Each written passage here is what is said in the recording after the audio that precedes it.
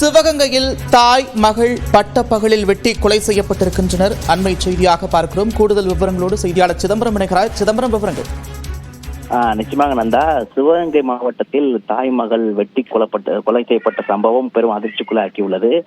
சிவகங்கை மாவட்டம் திருப்பாச்சேத்தி பரமாத்தூர் ரோட்ல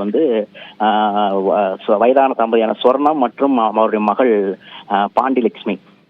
சொர்ணத்துக்கு வயது 80, பாண்டிலட்சுமிக்கு 50 வயது.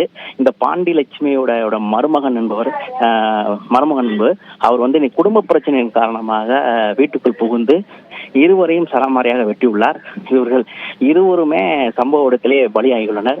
தற்போது போலீசார் திருப்பாச்சேத்தி போலீசார் உடலை கைப்பற்றி பிரேத பரிசோதனைக்கு அனுப்பி வைக்கப்பட்டுள்ளனர். இன்று மாவட்டத்தில் மட்டுமே 3 கொலைகள் நடைபெற்றுள்ளது. குறிப்பாக திருப்போணம் அருகில பாப்பாக்குடி என்ற கிராமத்துல விறகு வெட்டும் தொழிலாளி ஒருவரை வெட்டி கொலை செய்யப்பட்டுள்ளார். அந்த சம்பவம் அரங்கேறியுள்ளது. இந்த மாவட்டத்தில் மட்டுமே 3 கொலைகள் நடைபெற்றுள்ளது. நந்தா,